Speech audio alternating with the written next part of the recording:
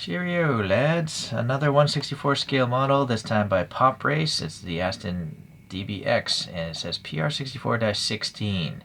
I don't know if that 16 means it's the 16th casting or the 16th release, because they probably have different colors. Please leave a comment if you know a lot about this brand. I do not. I think I only have one other one. Okay, so it is licensed by Aston Martin themselves, 14 and up, so probably don't want to give it to a small child. Might be some delicate parts because they might be made of plastic. Let's open this up. I do like this minimal packaging, as long as the quality control inside of this box is good. So just cardboard. Well, obviously this plastic to protect the cardboard.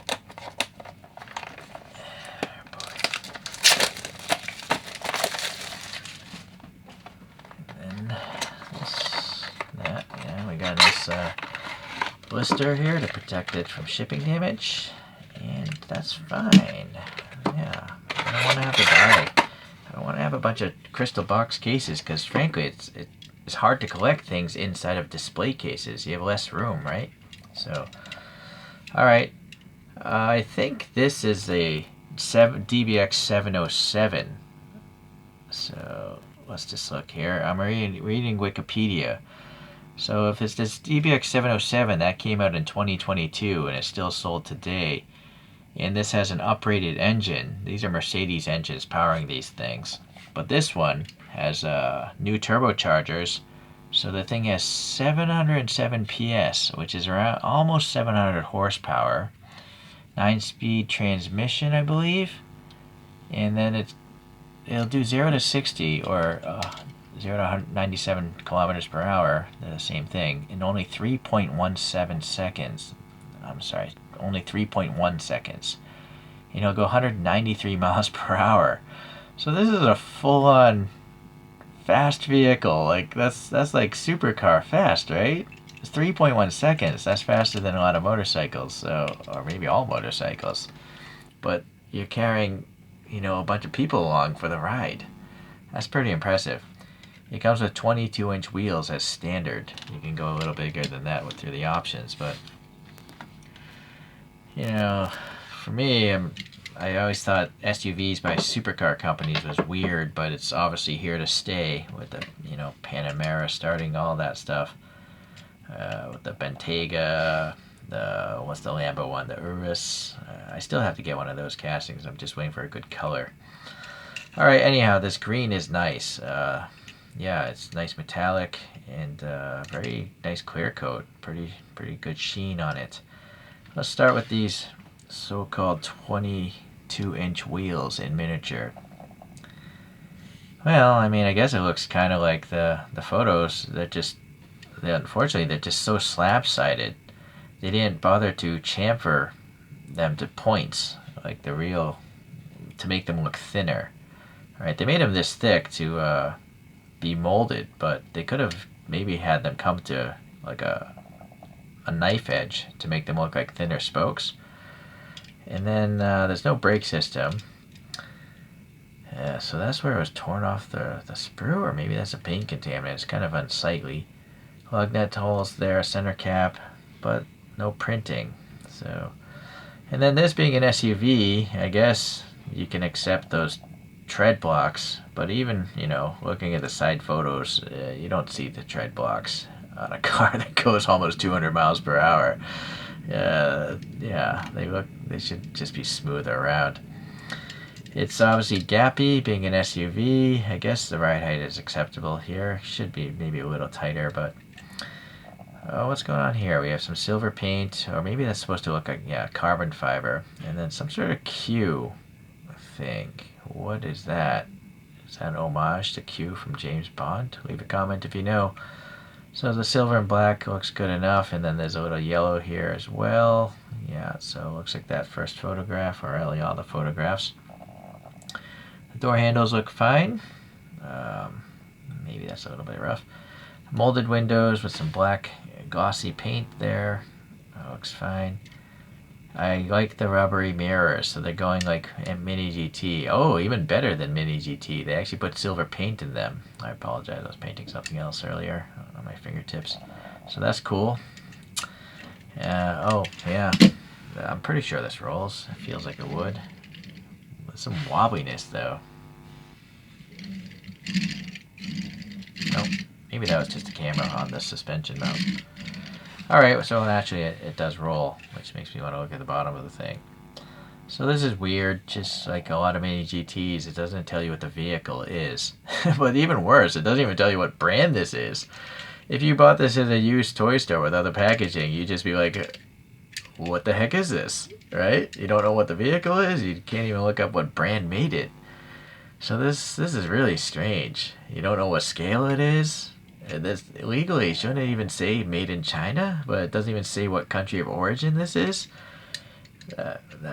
Well, whatever. Very odd. It's nice that it's screwed together though, so you can modify the thing, change out the wheels, maybe paint the interior or something like that. And it does seem to be a metal base. So, okay, well, going on here, let's wrap around to the front. So the yellow is carrying across here on just black, not carbon fiber. And then we have a silver strip here.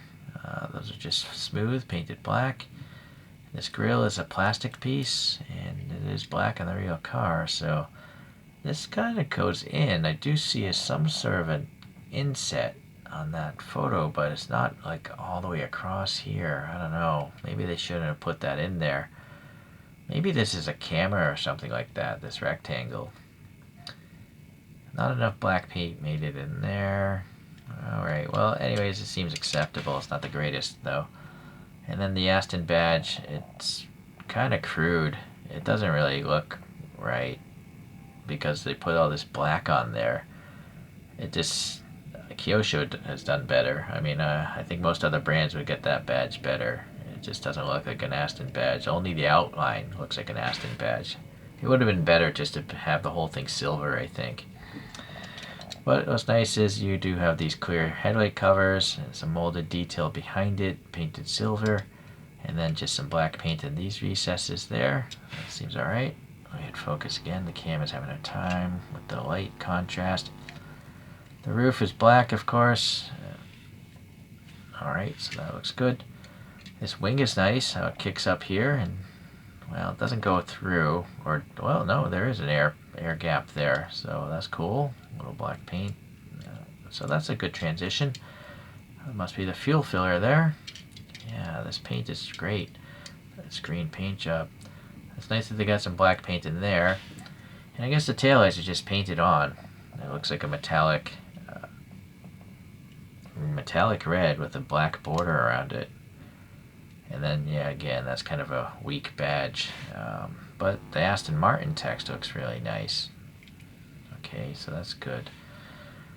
Just some black surface here. The 4 taillights are just part of this casting.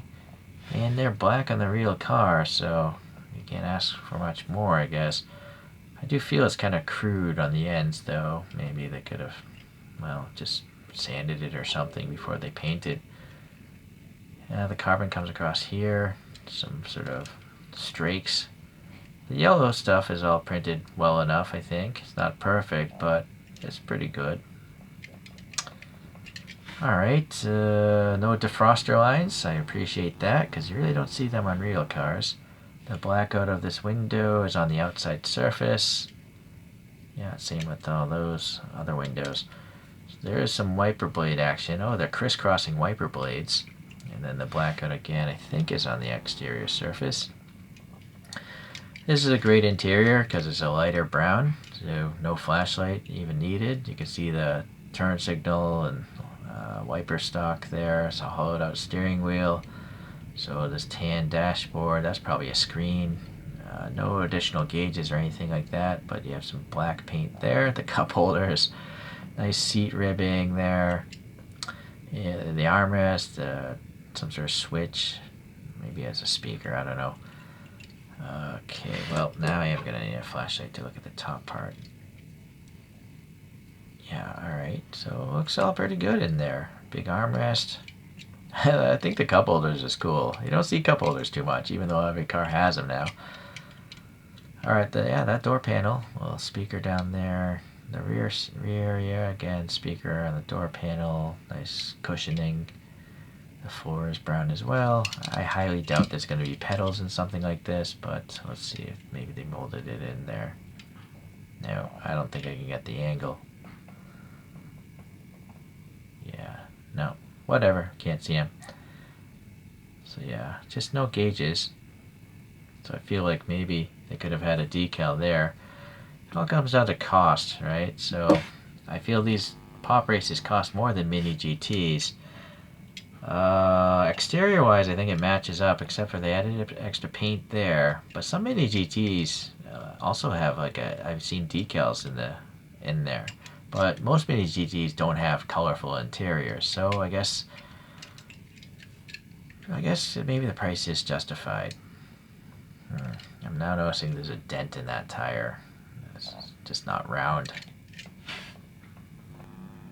Did I say Panamera before? I think I meant Cayenne. Was Porsche the first sports car company to make an SUV? I can't remember. It doesn't tell you the year of this, but this is a Cayenne Turbo by Kyosho.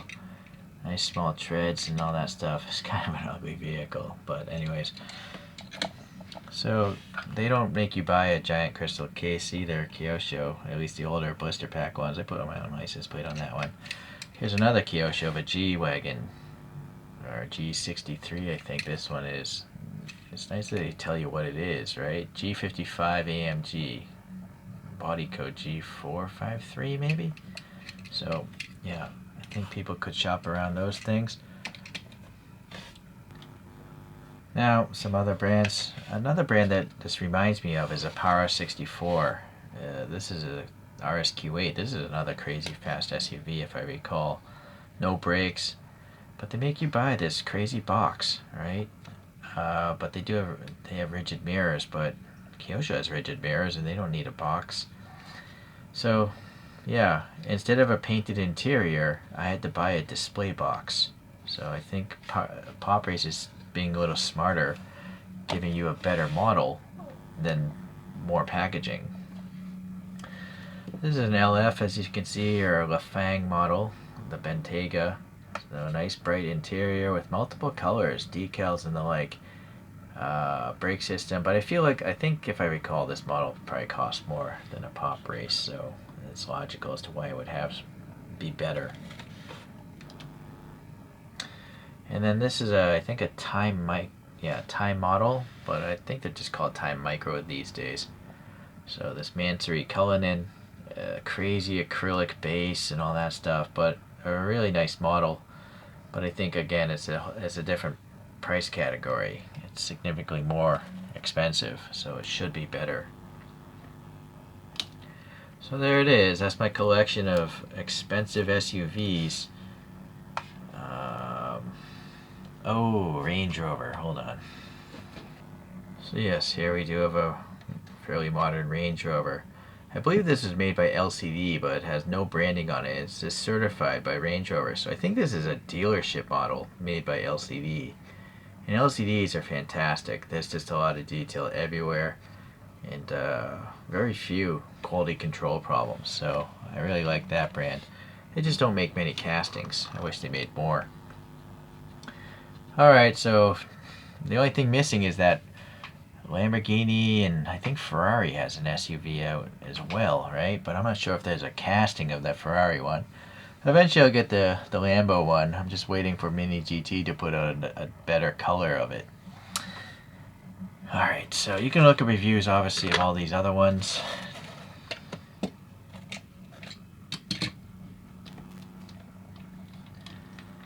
So all in all, it's a nice model.